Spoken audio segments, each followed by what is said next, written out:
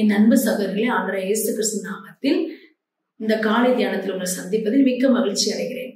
இந்த நாள் தியானத்துக்காக நான் எடுத்துக்கொண்ட வேத பகுதி 1 சாமுவேல் 1ஆம் அதிகாரம் 9ஆம் வசனத்திலிருந்து 19ஆம் வசனம் வரைக்கும் நாம் எடுத்துக்கொள்ள போகிறோம். அன்னாளை பற்றி நாம் நிறைய தேவனுடைய பிள்ளைகள் மூலமாய் நம்ம நிறைய செய்தி கேட்டிருக்கிறோம். இந்த நாளும் அன்னாளை பற்றி எனக்கு தேவன் வெளிப்படுத்தின காரியத்தை உங்கள் முன் வைக்கிறேன். எல்கானா என்னும் ஒரு மனிதனுக்கு 2 மனைவிகள். ஒருத்தர் பேர் அன்னாள், இன்னொருத்தவங்க பேர் பெனினாள். அன்னாளுக்கு குழந்தை இல்லை, பெனினாளுக்கு குழந்தைகள் உண்டு. இவங்க என்ன செய்வாங்கன்னா, எல்கானா தன் மனைவிகளோடும் பிள்ளைகளோடும் சேர்ந்து சீலோவிலே சேனை கர்த்தரை பரிந்து கொள்ள அவருக்கு பலியிடவும் வருஷந்தோறும் தன் ஊர்ல இருந்து போய் வருவான். அப்போ ஒவ்வொரு வருஷம் என்ன செய்வார்னா, எல்கானா தன் இரு மனைவிகளோடு பிள்ளைகளோடு கூட சீலோவில சேனை கர்த்தரை பரிந்து கொள்ள போறாங்க. அங்க போய் ஆண்டருக்கு பலியிடவும் ஆண்டரை தொழுது கொள்ளவும் அவங்க போவாங்க. இப்படி ஒவ்வொரு வருஷம் போகும்போது ஒவ்வொரு வருஷம் என்ன செய்வாங்க, இந்த பெனினாள் இருக்காங்க இல்லையா, அவங்களுக்கு குழந்தை இருக்கிறதுனால அன்னாளை பார்த்து அவங்க ரொம்ப வேதனையோட வார்த்தையில பேசுவாங்க. கர்த்தர் அவள் கர்ப்பத்தை அடைத்தபடினால அவளுடைய சக்கலத்தை அவளை துக்கப்படும்படியாக அவளை மிகவும் விசனப்படுத்துவாள், வார்த்தைகளால வேதனைப்படுத்துவாங்க. பெனினாள் அன்னாளை மிகவும் ஒரு வார்த்தையால வேதனைப்படுத்துவாங்க. இவங்க அழுது கொண்டே இருப்பாங்க, சாப்பிடாம அழுது கொண்டே இருப்பாங்க. அப்ப எல்கானா சொல்லுவாரு, 8வது வசனத்துல சொல்றவங்கள, அவள் புருஷனை எல்கானா அவளை பார்த்து, அன்னாளை ஏன் அழுகிறாய், ஏன் சாப்பிடாத இருக்கிறாய், ஏன் சஞ்சலப்படுகிறாய், 10 குமாரரை பார்க்கலாம் நான் உனக்கு அதிகம் அல்லவா என்றான். அப்ப அன்னாளை தேற்றுவதற்காக, ஆறுதல் சொல்வதற்காக தன்னுடைய கணவர் அவங்க சொல்ற அந்த வார்த்தை அவளுக்கு எவ்வளவு ஆறுதல் கொடுக்கலாம். ஆனாலும் அவங்களுக்கு அந்த ஆறுதல் கிடைக்கல, ஏன்னா அந்த சமாதானம் கிடைக்கல. ஏன்னா ஒவ்வொரு வருஷம் அந்த பெனினாள் வார்த்தையால வேதனைப்படுத்தி அவங்க துக்கப்படுத்துறாங்க. அதுல அவங்க நினைச்சு அழுதுகிட்டே இருக்கிறாங்க.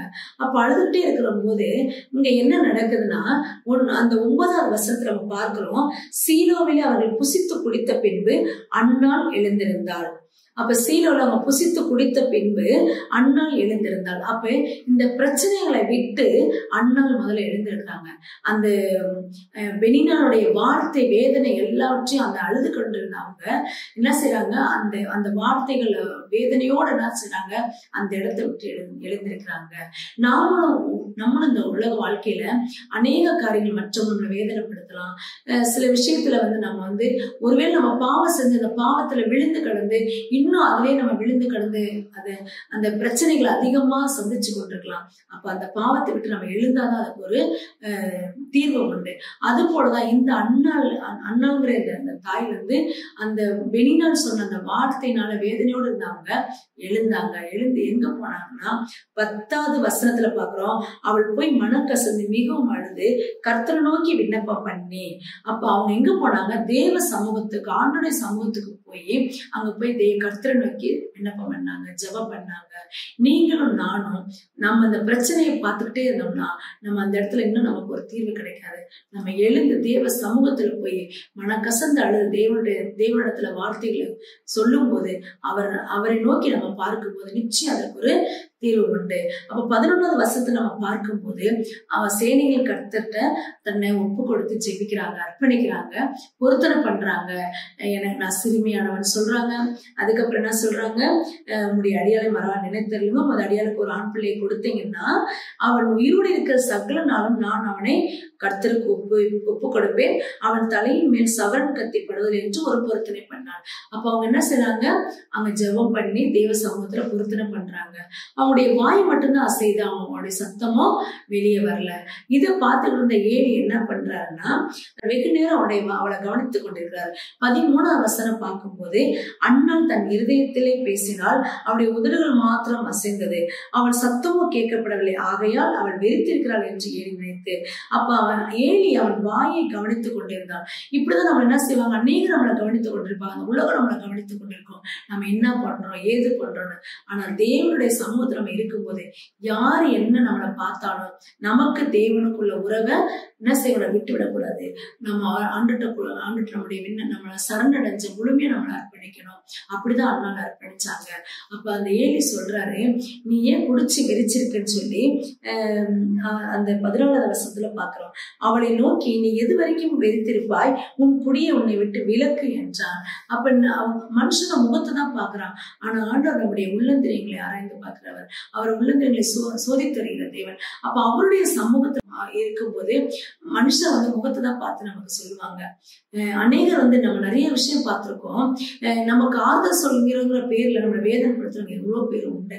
ஆனா தேவன் நம்மளை பாக்குறாரு. நம்முடைய சூழ்நிலைகள் யாருக்கு தெரியும்? ஆண்டவருக்கு மட்டும்தான் தெரியும். வெனிநாள் அண்ணால வேதனைப்படுத்துனது அது எவ்வளவு பெரிய கஷ்டமான விஷயம். ஆனா அவங்களுக்குள்ள இருக்க கஷ்டங்களை அவங்க இன்னும் அந்த அழுகை, அந்த வேதனையை, கண்ணீரை அவங்க உணராதவங்க அந்த வெனிநாள். ஆனா ஆண்டு அறிஞ்ச நம்ம ஒருத்தருடைய அந்த வேதனையை அறிஞ்சு நம்ம அவங்களுக்கு தேவ வார்த்தையை சொல்லணும். ஆனா அதை விட்டுட்டு நிறைய பேர் அறிவுரை சொல்றங்கிற பேர்ல இன்னும் அவங்களை வேதனைப்படுத்துவாங்க. அதுதான் அந்த ஏலி செஞ்சா, நீ ஏன் குடிச்சு வெறிச்சிருக்கிறன்னு சொன்னாரு. ஆனா அவங்க சொன்னாங்க, நான் குடித்து வெறிக்கல, நான் மனக்லேசம் உள்ள ஸ்திரீன்னு சொல்லி அந்த 15:16 நான் மனக்லேசம் உள்ள ஸ்திரீ, நான் திராட்சரசம் மதுவாய் குடிக்கல, நான் கர்த்தருடைய சன்னதியில என் இருதயத்தை ஊற்றி விட்டேன். அப்ப ஆண்டுடைய சன்னதியில இருதயத்தை ஊற்ற வேண்டும். ஊற்றி நம்ம செபிக்க வேண்டும் தேவ சமூகத்துல.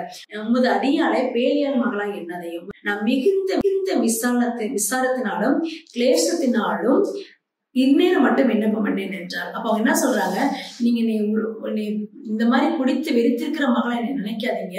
நான் எப்படிப்பட்டவளா, நான் மிகுதியான விசாரத்தினாலும் கிளேசத்தினாலும். அப்ப அவங்களுக்குள்ள அப்படி நொறுங்குண்ட ஒரு இருதயம், மிகவும் வேதனை உள்ள இருதயத்தோட நான் நின்று தேவனுடைய சமூகத்துல விண்ணப்பம் பண்ணினேன்னு சொல்றாங்க. அப்ப அதற்கு அந்த ஏலி சொல்றாரு, நீ சமாதானத்துல போமா. 17வது வசனத்துல சொல்றாரு, நீ சமாதானத்துல போ, நீ இஸ்ரவேலின் தேவனிடத்தில் கேட்ட உன் விண்ணப்பத்தின்படி அவர் கட்டளையிடுவதாக என்றார். அப்ப அவங்க எவ்வளவு வெகு நேரம் ஜெபம் பண்ணாங்க, என்ன பண்ணாங்கன்னு இந்த இடத்துல சொல்லப்பட்டிருக்குது. அப்ப எவ்வளவு நேரம் அவங்க ஜெபம் பண்ணிருப்பாங்க தேவ சமூகத்துல. நானும் நீங்களும் ஆணுடைய சமூகத்துல எவ்வளவு நேரம் செலவிடுறோம்? தேவனோடு கூட உறவாடுற நேரத்துல நாம எவ்வளவு நேரம் செலவு பண்றோம்ன்றத நாம கொஞ்சம் சற்றும் நாம சிந்தித்து பார்ப்போம். அது போல அடுத்து நம்ம பாக்குறோம் 18ஆம் வசனத்துல கடைசி வரை, பின்பு அந்த ஸ்திரீ புறப்பட்டு போய் போஜனம் செய்தாள். அப்ப இந்த விண்ணப்பம் பண்ணி முடிச்சு அந்த ஏலி சொன்ன அந்த வார்த்தையை கேட்டுட்டு என்ன செய்றாங்க, அவங்க போய் போஜனம் பண்றாங்க, போய் புறப்பட்டு போய். அப்ப அந்த எழுந்த தேவனுடைய சமூகத்துக்கு அவங்க இருதயத்தை ஊற்றிட்டு திரும்ப எங்க போறாங்க, போஜனம் பண்ண. நம்ம அந்த 7வது வசனத்துல எல்லாம் பார்க்கும்போது அவள் சாப்பிடாமல் அழுது கொண்டு இருந்தாள். அப்போ ஒவ்வொரு வருடமும் இந்த மாதிரி அவங்க வேதனையோட இருந்தாங்க. ஆனா இப்ப என்ன செஞ்சாங்கன்னா, அந்த விண்ணப்பத்தை தன்னுடைய இருதயத்தை ஊற்றி ஜெபிச்சதுனால அவங்க என்ன பண்ணல, அழுகல, போஜனம் பண்ணி புறப்பட்டு போனாள். அதுக்கப்புறம் அவங்க எப்படி இருந்தாங்கன்னா, துக்க முகமா இருக்கவில்லை. இதுதான், அங்க துக்கமா இருந்தாங்க. துக்கமா இருந்த இப்ப என்னது, அவங்களுக்கு துக்க முகமா இருக்கவில்லை. அப்ப நம்ம தேவ சமூகத்துல ஜெபிச்சு அவர்கிட்ட எல்லாத்தையும் இருதயத்தை கொட்டும் போது நம்ம மனசு அவ்வளவு சந்தோஷமா இருக்கும், முகம் அவ்வளவு பிரகாசமா இருக்கும். ஏன்னா நம்ம ஆண்டவருக்கு நமக்குள்ள அந்த உறவு அவ்வளவு மேன்மையானது. நம்ம ஒரு பிரச்சனை, ஒரு காரியத்தை நம்ம தீர்வு வேணா தேவனுடைய சமூகத்துல தேவ சித்தத்தை காத்திருந்து அவரை நோக்கி பார்க்கும் போது நமக்கு ஒரு ஆனந்தம் இருக்குது. நம்முடைய மனசு அவ்வளவு லெகுவா இருக்கு, லேசாயிருது, நம்ம இருதயம் லேசாயிருது. அதைத்தான் இங்க துக்க முகமா இருக்கவில்லை. அப்ப அவங்க முகம் எப்படிப்பட்டதா, பிரகாசமா இருந்திருக்கு. நம்ம ஏசாயா 52:2 தூசி உதறி விட்டு எழுதுற. அப்ப உதறி விட்டு எழுந்தாதான் அந்த துக்க முகம் நம்ம விட்டு மாறும். அந்த சிறையிருப்புல இருந்து நம்ம வெளியே வரணும். பிரச்சனைகளை சிறையிருப்புக்குள்ள என்ன இருந்தோம்னா நம்மளால அதை விட்டு மீள முடியாது. இன்னும் மனுஷனுடைய அவமானம் நம்ம அந்த வார்த்தைகளை கேட்டுக்கொண்டுதான் நம்ம இருக்க முடியும். அப்ப எங்க அந்த அம்மா விண்ணப்பம் பண்ணது நிமித்தமாக அவங்க முகம் அதுக்கப்புறம் துக்க முகமா இருக்கல. அதுக்கப்புறம் நீங்க 19வது வசனத்துல பார்க்கும்போது, அவர்கள் அதிகாலை எழுந்து கர்த்தரை பணிந்து கொண்டு ராமாவில் இருக்கிற தங்கள் வீட்டுக்கு திரும்பி போனார்கள். எல்கானா தன் மனைவியாகி அன்னாளை அறிந்தால் கர்த்தர் அவளை நினைந்தருளினார். அப்ப ஆண்டவர் அவளை நினைத்தருனால அவளுக்கு ஆண்டவர் ஒரு கர்ப்பத்தின் கனியை கொடுத்து அவருக்கு ஒரு ஆண் குழந்தை பிறந்தது. அவன் பேர் சாமுவேல் என்று பெயரிட்டாங்க. 19வது வசனத்தை நம்ம பார்க்கும்போது, அவர்கள் அதிகாலையில் எழுந்து கர்த்தரை பணிந்து கொண்டு ராமாவில் இருக்கிற தங்கள் வீட்டுக்கு திரும்பி போனார்கள். எல்கானா தன் மனைவியாக அன்னாளை அறிந்தால் கர்த்தர் அவளை நினைந்தருளினார். கர்த்தர் அவளை நினைந்தருளினார் அந்த வார்த்தையை நம்ம சிந்திச்சு பார்ப்போம். அவங்க அந்த பிரச்சனையை விட்டு எழுந்து வந்தாங்க. தேவ சமூகத்துல அவரை நோக்கி ஜெபம் பண்ணி விண்ணப்பம் பண்ணாங்க. தன் இருதயத்தை ஊற்றி ஜெபிச்சாங்க. அதனால என்ன பண்ணாங்க, அது ஒரு திருப்தி கிடைச்சது. அவனுடைய சமூகத்துல போய் ஜெபம் ஜெபம் பண்ணி இருதயத்தை ஊற்றினதுனால அவங்க என்ன செஞ்சாங்க, அதுக்கு அடுத்து துக்க முகமா அவங்க இருக்கல. அதுக்கப்புறம் என்ன செய்யறாங்க, அடுத்த நாள் என்ன பண்றாங்க, அதிகாலை எழுந்து கர்த்தரை பணிந்து கொண்டு அவங்க ஊருக்கு போயிட்டாங்க. உடனே கர்த்தர் அவளை நினைந்தருளினார். அப்ப கர்த்தர் நீ உங்களை நினைக்கணும்னா நானும் நீங்களும் அவருடைய சமூகத்துல போய் உட்காரணும். அவருடைய சமூகத்துல உட்கார்ந்தாதான் நமக்கு தேவன் பதில் கொடுப்பாரு. இந்த காலை வேளையில நம்ம தியானிக்கிற வேளையில நாம எந்த பிரச்சனையில உட்கார்ந்துருக்கிறோம், எந்த பாவத்துல இருக்கிறோம், நீங்கள் நானும் சிந்திப்போம். அவருடைய பாதத்துல விழுந்து கிடப்போம். நம்முடைய விண்ணப்பத்தை எல்லாம் அவர்கிட்ட அறிக்கை செய்வான். நம்முடைய விண்ணப்பத்தை எல்லாம் அவருடைய சமூகத்துல இருதயத்தை ஊற்றி நம்ம ஜெபிக்கலாம்.